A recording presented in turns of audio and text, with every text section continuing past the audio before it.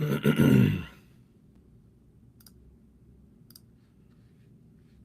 right, let's go ahead and get started. We are going to be continuing on the topic of the power of pre-qualification. Today, we're going to further break down that of the pre-qualification for sellers, specifically, of course, with investors. So I want to be able to go into the depthness of that, be able to break it down as much as I possibly can. As usual, for those of you that are joining us on YouTube, thank you for joining us. Same thing on Instagram. And again, same thing for those of you guys that are joining us on Facebook. So I'm going to encourage you to please come join us over on Zoom so that we can share the script that I'm going to be doing here in just a little bit. So if anybody has any questions, feel free to go ahead and just jump right in, ask a question. If not, I'm going to go ahead and just move over to the points that I'm going to cover today first, and then we'll jump into role play. So any questions that I can address from any direction? All right, let's move on. Let's talk about some of the points. One of them is in regards to the rules of pre qualifying. This is important. Remember, 95% of your competition isn't pre qualifying. And even of the other 5% that actually is doing their job in pre qualifying, they're not thorough. So, in that, as we're continuing to work on the bettering ourselves, our versions, and of course, with what we're doing to pre qualify, is we want to follow a couple rules. One is we want to pre qualify 100% of the prospects, absolutely no exceptions. Okay. And asking 100% of the questions. I don't want you guys skipping any of the questions. Unless, of course, we're talking about the obvious. We're not going to ask a for sale by owner if you thought about selling it yourself. Okay. What do we do when we have the answer to the question? Well, maybe go into that next layer. What would be an example? We know that they're making a move to San Diego. What part of San Diego are you wanting to move to? Is there certain, are you moving to the city of San Diego or are you moving to the county of San Diego? And where exactly is it that you'd prefer? And even if they sit there and give you a small town, they say, I don't know, Visalia, where I'm currently residing. In Visalia, okay, what part of Visalia? You're looking at the northwest, or you're looking for central, or you're looking for anything from that direction.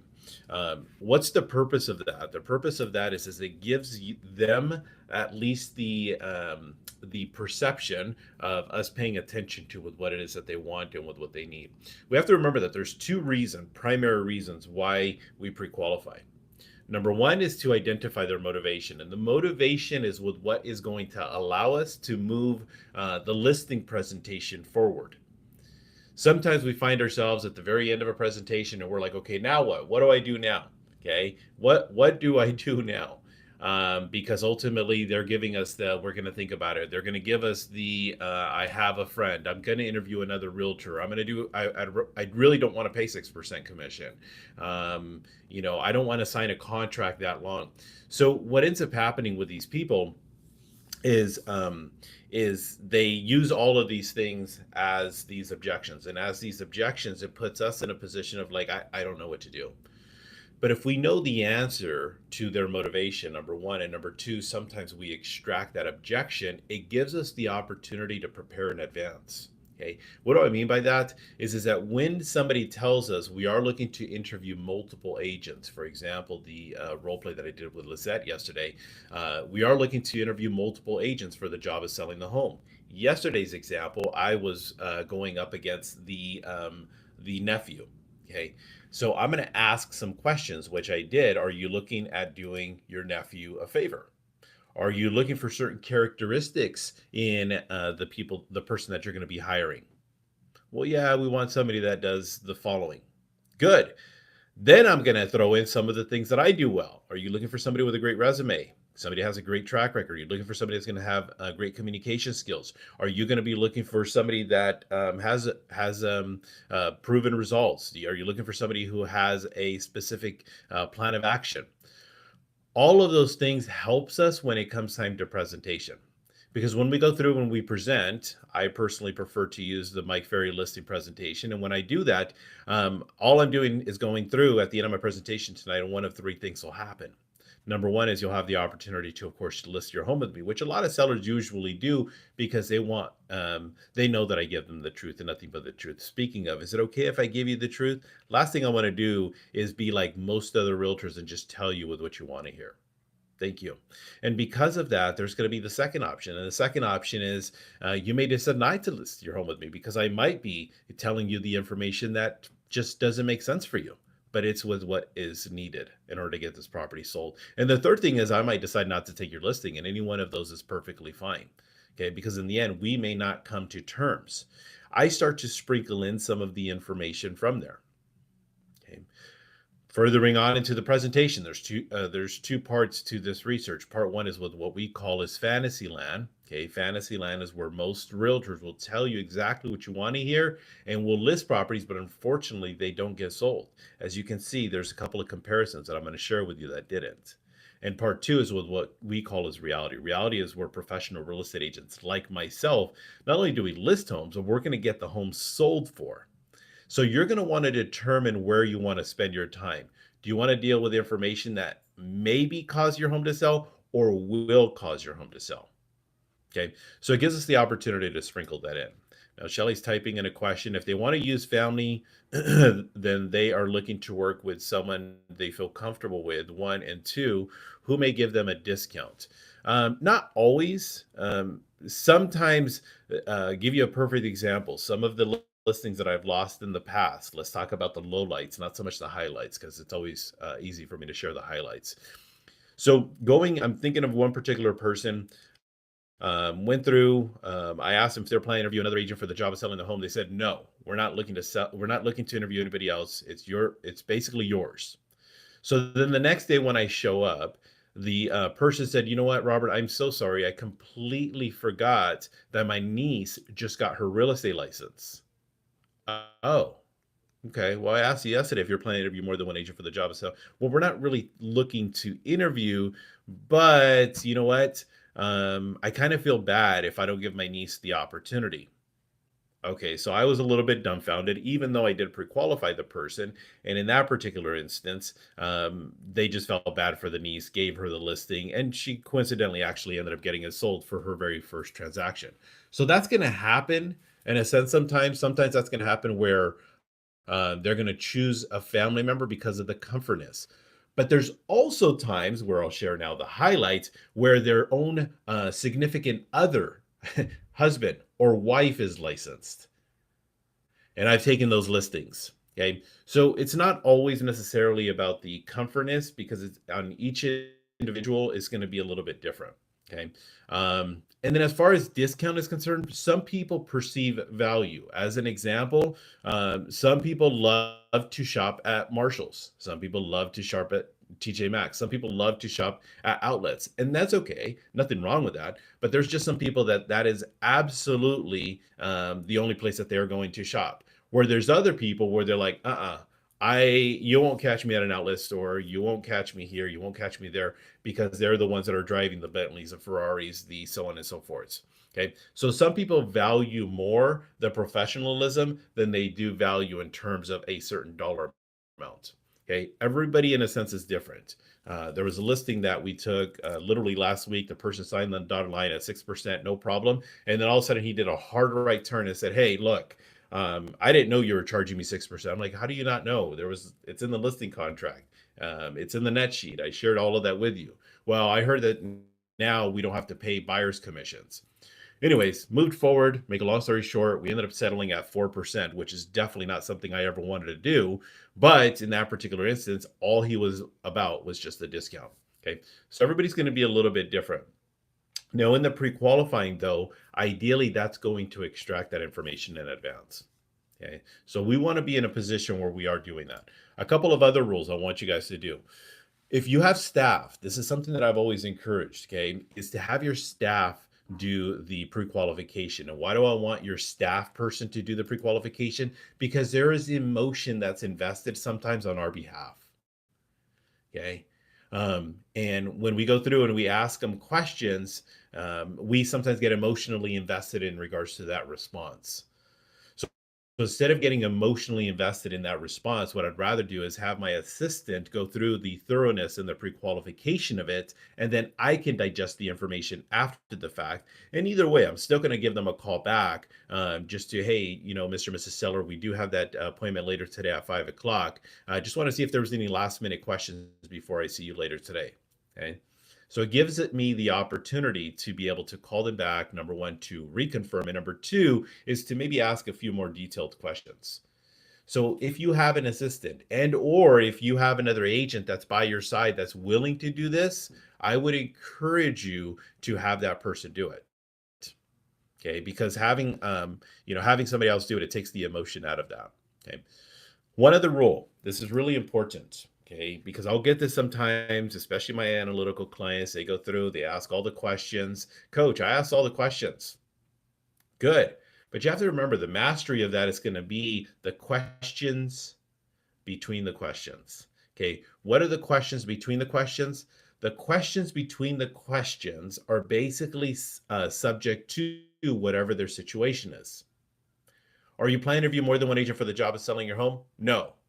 Good. Move on. I asked the next person, are you planning to interview more than one agent for the job of selling your home? Yes. Okay, well, there now needs to be a question between the question. How many agents are you looking to interview? Well, we already have an appointment with two. Okay, good. So there's basically three of us that are fighting for the job of selling your home. Yes. Are you planning to interview more than those three agents, or will the three agents suffice for with what you're trying to accomplish? Well, we might consider a fourth one. Okay. Well, I'm going to ask another question, another question, another question, and another question. That's what I mean by the question between the questions. Okay. So it is important that we have some of those questions also at the ready. Those questions are going to always start with who, what, when, where, why, how, and sometimes if. Who else are you looking to interview? Okay. What is it that you're looking for in your realtor? Why is, finding a realtor with the most experience important for you? Okay. If I can show you that I'm going to net you the most amount of money, would that be important for you?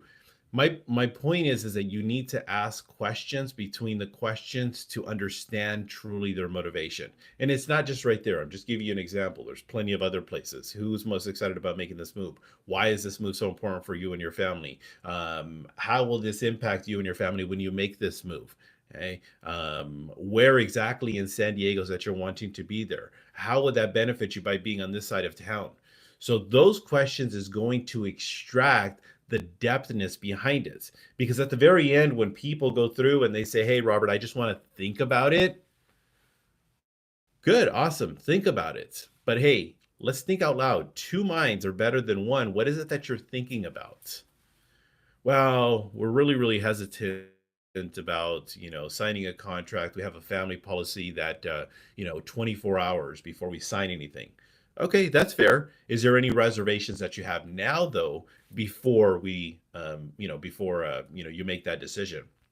No, not really. Okay, well, I'm just a little bit confused because ultimately, when I asked you yesterday if what I say makes sense and you feel comfortable and you did feel confident that you would be prepared to make a decision right now. So there's something in my presentation that lost you. Well, I don't know. We just really want to think about it. That's fine. But usually what I identify is there's three reasons why people don't. Number one, is it the price that we came up with? No, I think we're okay with the price. Number two, is it the terms, including the commission, that was a reservation? Well, I mean, we did talk to another realtor at one point in time, and they just volunteered a 4% commission. Hmm. There's the sticking point. I can go back and use the motivating questions to be able to push them forward. Now, you mentioned to me that you're going to be starting your job here by October 1st. Is that still the case? And then you also mentioned that you have to physically be there and show up 5 days out of the week. Is that still the plan? So, what will end up happening if this home does not sell by October 1st? Are you planning on commuting the 6 hours back and forth? Understood. Is that ideal though? Are you really wanting to leave your family here while you go to work? Yeah. Do you want to be a weekend husband? Yeah, I don't think so. Okay. So let's come to terms. Let's identify with what it is that's going to allow us to move this forward. Okay. So what would be a number that you feel would cause you to move forward? Will I do it for 5%? I won't do it for 5%, but I'll tell you what, let's do 5.5%. Let's move this thing forward. And if I can't get your home sold at this price, then we can go ahead and reevaluate the commission. Is that fair? Yeah, I guess so. Perfect. Sign the contract. So now what I've done is I've handled the objection in advance. Okay, so I want you guys to be prepared from that direction. Any other questions that anybody has, whether it's YouTube, Instagram, Facebook, or even here on Zoom that I can address? I'm going to go ahead and share a script now, by the way. So all the information is on the Zoom, about the Zoom is posted. So I'm going to encourage you to come join us. I'm going to go to share screen here real quick. And if you have a question, feel free to go ahead and ask away. All right, so we're looking at two different scripts. Okay, now again, I come from the Mike Ferry tutelage. One script that we did not have was pre-qualifying an investor lister. Sorry, pre-qualifying an investor that's listing. Okay, and what I mean by that is that there's questions that are a little bit different. So the script that I put together probably about a good 15 years ago when I started working with a lot of investors has a couple of different layers. Okay. And the different layers that I'm referring to is that the very first question of what I say makes sense. You feel comfortable and confident that I can increase your rental income. Are you planning to list your property with me when I come out tomorrow at 5 o'clock? Now, why did I formulate it this way? Because when I'm calling, which we're going to go over next month, by the way, so starting on Tuesday, we're going to go over for rent by owners and for sale by owners. And when I would talk to these for rent by owners, I would say, Mr. and Mrs. Seller, Mr. and Mrs. Investor, sorry, Mr. and Mrs. Investor, I was giving you a call in regards to your property. Okay. I noticed that you own this property here on 123 Banana Street. Have you ever considered increasing your real estate portfolio? Well, we've thought about adding another rental property. Okay, good. Have you ever considered selling this home and moving the monies elsewhere? Well, no, not really. We want to really, hold on to it. Well, that's perfectly fine. See, what I do is, Mr. and Mrs. Investor, is I help a lot of smart people like yourself that see the value in real estate, but I'd like the opportunity to be able to double, triple, or quadruple your income. If I could do that, would you be interested in knowing more information? Well, how are you going to do that? That's exactly why we need to get together. Did you want to do that tomorrow at 5 o'clock, or should we do it on Saturday at 9 o'clock in the morning? Well, can't you just tell me over the phone? I mean, I can tell you over the phone, but what I'd like to do is it's a visual presentation. I'd love to share with you a little bit more into the depthness of that.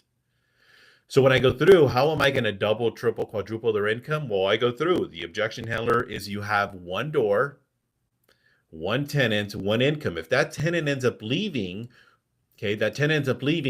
who is going to be responsible for the mortgage then? Well, of course I will. Or it's already paid off. Perfect. How's that helping you with the cash flow? It isn't. What we do is we use the monies from this home, we move it over to a duplex, triplex, or fourplex. You see a lot of millionaires and billionaires, just like you, use real estate as a vehicle to grow their wealth. But if you notice, a lot of millionaires and billionaires, they don't own houses. The only houses they own are the ones that they live in. They invest into multifamily. So when you move the money from your one door over to example fourplex, that now puts us in a position where you basically can lower your risk and have a higher reward. Because let's use the example of a fourplex. Let's say two of them end up leaving. As you can see, you still have 50% of the income coming in. Do you see with what I'm saying, Mr. Seller, Mr. Investor? Perfect. Let's go ahead and meet. Would Saturday work for you, or would it be better for us to do this on Monday? And when I go through and I ask them the question of what I say makes sense, you feel comfortable and confident that I can increase your rental income, or you're planning this your property when I come out tomorrow or whatever, they'll say, well, we'll talk about it. We'll see. That's fine. I understand. It's a big decision. However, I only want you to make a decision if it makes sense. And I want you to do that if you feel comfortable and confident. If I can align the stars, will I at least have the opportunity to earn your business? Well, sure, fine. That's okay. Perfect. Are you planning to interview more than one agent for the job of selling your home? Well, I had no plans to sell this place, so you're the only realtor right now. But I do have a realtor that's helped me in the past. Okay, were you planning to interview that agent? We just want to hear what you got. We're not really thinking about doing anything. We really just want to rent it out, but we've been struggling on getting this property rented out. So that's the only reason we're even considering this. Good. If you were to sell this property, where would you be open to buying? Where exactly is it that you're wanting to move to? Well, we really want to stay here locally. We don't want to move too far. We'd like it to be about a 30-minute radius. Good. Awesome. So let me ask you in regards to the current property, what kind of rental agreement do you have now with your tenants? Are they month to month or are they an extended agreement? No, they're on a month to month. They've been there for 5 years, but they're now on a month to month. So what that does is it gives us the opportunity to be able to know how to maneuver through this. But Robert, what ends up happening if they actually have a long-term contract? No problem. Absolutely none. I've sold plenty of properties with tenants in them. And sometimes that might even be a potential objection. Well, we don't want to sell it because there's still 6 months left on the rental agreement, and we don't want to go ahead and sell that. Okay, well, actually, if I could potentially find a buyer for your property, including with a tenant, would you be open to the idea?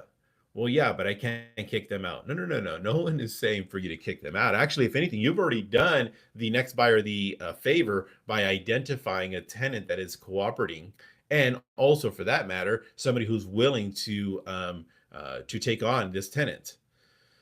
Okay, so it gives us that opportunity to be able to know how to maneuver. Now, would they cooperate in the sale of the property? Do we need to sell without notifying them? Are we doing a notice, a subject to interior inspection type of property? Now, I've had the good fortune, which we'll talk about next month, of how to maneuver through tenants. Okay, because there are some states, there are some counties, there are some cities that are very, very strict when it comes time to tenancy. Okay, but I have a pretty cool strategy where everybody ends up winning based on the strategy. And what is the strategy? Well, there's basically a cash for keys, which I'll talk about in more depthness, and we can get them out of a contract because the contract is only subject to both parties. So if both parties are willing to sever the contract, then all is good. Okay, but of course, the key is getting everybody to participate. Continuing on, when I see you, how much do you want to list your property for? As a professional real estate agent, I study homes and prices there every single day. Therefore, I'm assuming you're going to list with me at a price that'll cause it to sell, correct? So what's the price you would want to go below? That's a standard one. How much do you own the property? Have you ever thought about selling it yourself?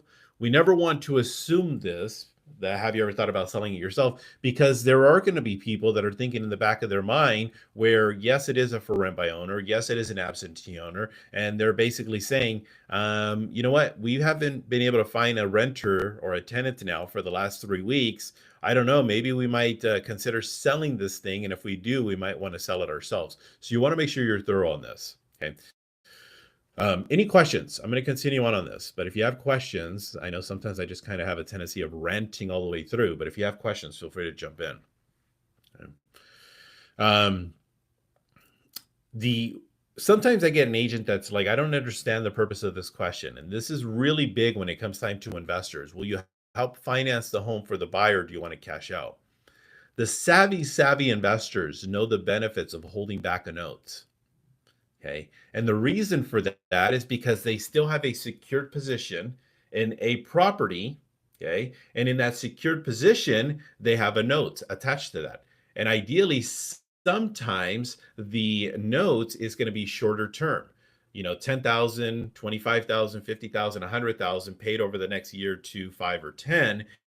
And what that does is it puts the current owner in a position where they can receive cash flow and have no tenant problems, no issues, no plumbing, no roof, no leaks, no anythings. Okay. So in that, they end up securing a note. So I do sometimes, so it allows creative financing. So I sometimes convince owners to take on a note if they could, as long as it's a favorable note. Okay, it's all about favorable notes. Let's see, showcasing with Sandra. Absolutely, you're welcome to have a copy. Again, you guys, if you guys want scripts, you guys are always welcome to just simply ask. So you're on Instagram, just send me a DM. I'll have one of my staff people send it over to you. Okay, and if you guys do want scripts, go ahead and just send me a DM over on Instagram, and we'll get this sent over to you. Okay, moving on. Let's take a look. So Describe the property for me. This one I like to go in a little bit of depthness because especially when it comes time to tenant or rentals, I should say, I want to be able to know when was the last time you replaced the roof. Okay, when was the last time you had any plumbing issues? Have you had any electrical challenges? Is it Section 8? Anything of anything. I want to know as much information because if it is a rental property and it's being sold as a rental property, more often than not, the person that's buying it is going to be asking you every single last question. How many meters is there? What is the seller responsible for? What's the insurance like? What is the cap rate? All of these things you want to be able to have that information on hand. Okay. And the cool thing about it is I know some of you are like, I don't really know if I want to work with investors because there's just so much information that I'm not really privy to. It's okay. We all start somewhere. The best part about it is we now have Chat GPT and Google. There's actually a statistic. I think it's right around 35 to 40%. And you guys can, correct me if I'm wrong. But I think I saw the other day that there's about 35 to 40% of people are now asking on AI. I don't want to be specific to chat because there's so many different AIs out there, but they're now asking on AI information instead of going to Google. So it's really interesting, the transition in the era that we find ourselves in the last couple of years, and for that matter, the next couple of years. So in that, look up the information. What is a cap rate? How does a cap rate break down? Shoot, hey, the property is listed at this amount. This is the interest rate. This is the monthly payment. These are the expenses. What would be my cap rate? You don't even have to think anymore. It's crazy now. So, but anyways, it's there. Decision makers. This is huge, especially when it comes time to investments, because sometimes there is going to be an LLC, there's going to be a partnership, there's going to be multiple layers to this. There is going to be basically there's going to be other people that are going to be involved. Never assume the person you're talking to is the only decision maker. You have to have all the decision makers because if not, it's always going to be the exact same thing, whether it's a spouse or a partner or whatever it is. And I've been there and I've done that, and it's been probably about 15 years, maybe 18 years since I last did this, where I went to a presentation, not all decision makers were there. And I went through and I basically said, okay, great. Are you ready to move forward? And they said, well, let me think it over. I need to talk it over with my spouse. What? You said you were ready to make a decision. Yeah, I know, but you know how it is. If I don't run it by my spouse, they're going to be pretty pissed off. Well, you told me yesterday that you were ready to make a decision, and now you're telling me you want to think it over. So I don't go on presentations anymore unless all the decision makers are there. Okay. So, all right. So wrapping this up, any questions, anything else? We're going to move over to for sale by owners, for rent by owners. We're going to do that next month. We're going to do both scripts. We'll break both of those down next month. So I want to continue to grow from that perspective. So anything in closing, any questions, anything that I can address? Nope. All right, everybody. Well, thank you for being here. Thank you for participating. And I'm really excited about seeing you guys next week. Okay. I'll see you guys soon. Have a good one. Bye-bye.